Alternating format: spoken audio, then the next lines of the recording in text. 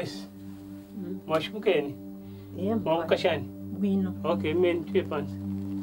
Mary Chalaba is a farmer in northern Zambia. Not long ago, she and her husband Barnabas were among the more prosperous farmers in their village. Now they're destitute, victims of a plague that threatens to transform this part of the world. Like nearly 30 million others living in sub-Saharan Africa, Barnabas and Mary are infected with the HIV virus that causes AIDS. They're too sick to continue farming, so the task of growing food now falls to their 11-year-old son Wisdom and his young cousins, orphaned by the AIDS pandemic. More than ever before, it's children who are left to bear the responsibility of agriculture. And as a result, when a parent dies from AIDS, yields fall by up to 50%.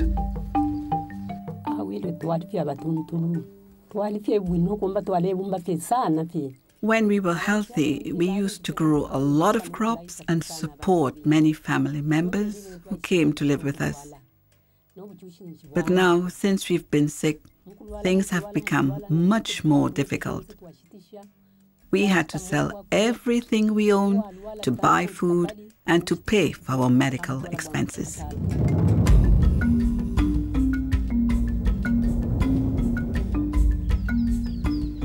Across southern Africa, rain doesn't always fall where or when it should. And cycles of drought and crop failure, aggravated by poverty and ineffective government policies, have contributed to occasional food shortages. But now, with the number of HIV infections rising daily, there is a new and different food crisis on the horizon.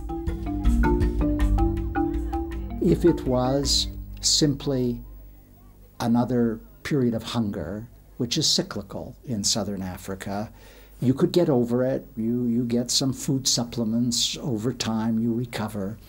But what everyone is observing now is that even when there is some marginal recovery because you get rains and the crops come and the landscape flourishes and there's food, nonetheless, the families everywhere are ill. If you do the maths, one person is dying every 4 or 5 minutes from AIDS.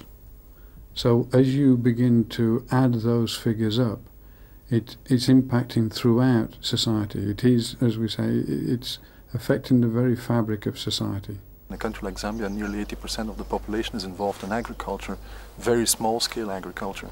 So when you have these high prevalence rates of HIV, up to 20%, and in some areas higher, of course it affects immediately the food supply of these very people who are producing. So the fact that a lot of people are subsistence farmers means that the impact is so much larger.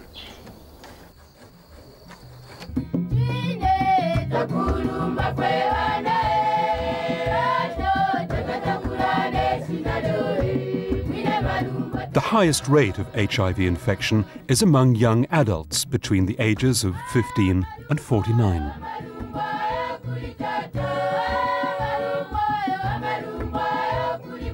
These are the agricultural workers whose small farms fed families and villages. And when added together, entire countries.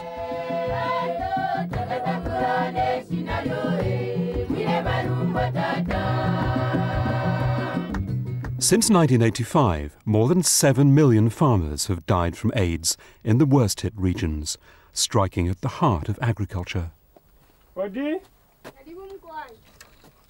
Barnabas once grew enough food to support a household of 10 people. Now he relies on the generosity of neighbours to feed his family.